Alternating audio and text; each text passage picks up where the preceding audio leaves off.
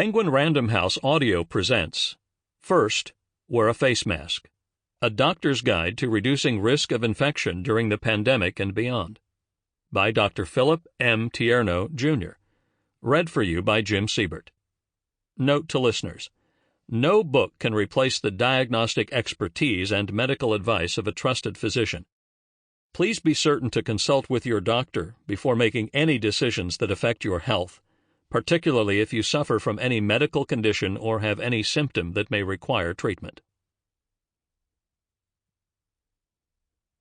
To all the brave healthcare workers, first responders, scientists, members of the military, and a myriad of others, especially service workers who chose to work through the COVID-19 pandemic, many of whom paid the ultimate price.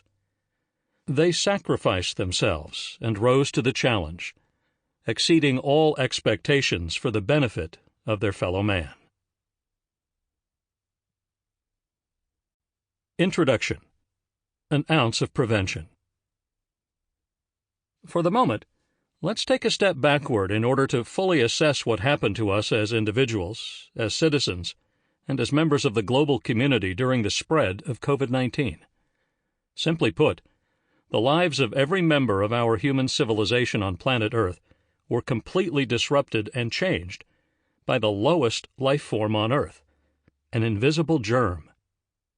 The sheer enormity of that is a stark realization. A pandemic caused by a virus literally closed down America as well as the rest of the world. Nothing can better exemplify the interconnectedness of man and microbes than the COVID-19 pandemic. We humans are only part of the web of life on Earth, and our well-being depends upon an intimate cooperation with the lowly germ. Even though the science of microbiology is little more than a century old, we have learned a lot about germs. We must use that body of knowledge to prevent catastrophic disruptions on Earth like the one caused by the COVID-19 virus. To do that requires all of us, scientific and medical personnel, as well as the public, to understand the dynamics at play so that we all follow the known basic protocols for fighting an infection, or for that matter, a pandemic. While the story of the novel coronavirus COVID-19 is still unfolding as I'm writing this book, it is important to recognize that in a global economy of mass migration and frequent travel, there is no such thing as an isolated population group. And there is certainly no guarantee that a disease outbreak in that population won't go global in a couple of days. From a public health perspective, the world's population is one big family. An outbreak in China concerns people in London, LA, and New York City. Our past history indicates that it is easy to predict that infectious diseases, both old and new, will continue to emerge and challenge the world's established medical and scientific infrastructures from time to time. In order to meet that challenge, we must educate all countries and their people about ways to prevent infection. Doing so would do more to enhance health at a lower cost than would any form of treatment. The new novel coronavirus has re-emphasized the need for every person to understand the basic dynamics of infectious disease, to learn how we make each other sick, and what we can do to protect our loved ones as well as ourselves. This book will help you learn how we make each other sick and how to increase your chances of evading infection, which not only has obvious benefits to your personal well-being, but also breaks the chain of infection transmission.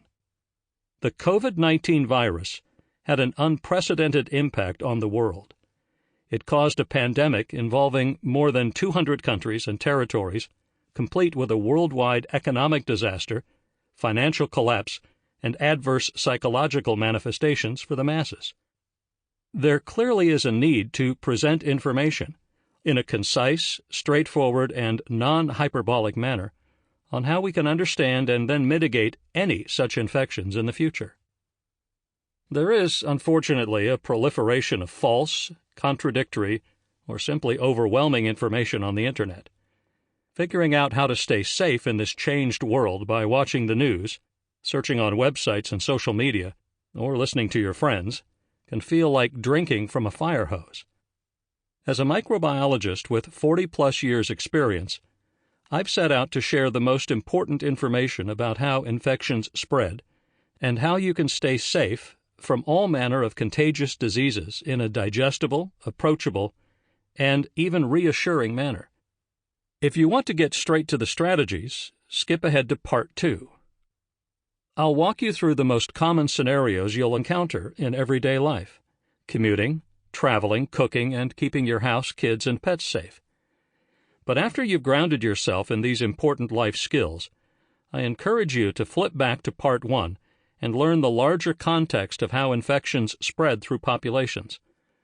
This will help you sift through what you hear on the news and from health authorities so that you can take your health into your own hands. With this book, you can feel assured in arming yourself both against false information with a basic understanding of infectious diseases and against infection itself with best practices. As the old adage advises, an ounce of prevention is worth a pound of cure. Part 1. Everything you need to know about germs. Chapter 1. What's a coronavirus? You probably picked up this book because you're worried about COVID-19, so let's start there. Coronaviruses are a worldwide group of RNA viruses, ribonucleic acid, the genetic material of some viruses, that were first identified in the 1960s. Bacterial and human cells have both RNA and DNA, but viruses have either one but not both, because they are more primitive cell types.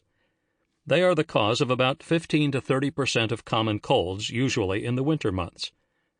The primary symptoms produced are similar to another cold virus, rhinoviruses, which cause about 50% of common colds, and both are typified by an upper respiratory infection with a stuffy nose, loss of smell and taste are common, coughing, usually dry, varying fever, malaise, and fatigue. Some adults carry the virus without fever, and most of these ordinary strains are treated with over-the-counter medications for the symptoms that they cause. The infection rarely spreads to the lower respiratory tract to cause pneumonia.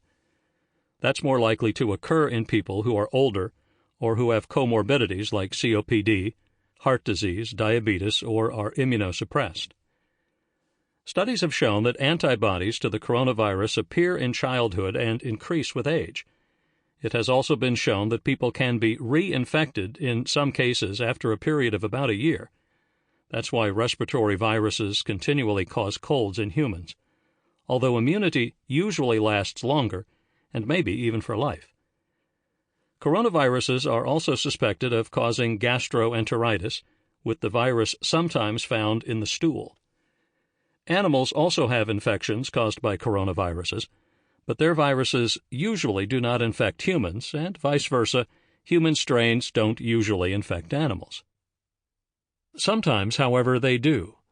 An outbreak of a novel coronavirus that jumped from animals to humans called SARS, severe acute respiratory syndrome, occurred in South China in late 2002, and by the time it waned in mid-2003, resulted in 8,000 cases in 29 countries, with more than 800 deaths, a case fatality rate of 10%. Clearly, we learned in that outbreak that animal coronaviruses can mutate and jump from animal species to humans. In fact, a perfect evolutionary melting pot occurred in the Chinese open-air animal market, where people commingled with animals daily.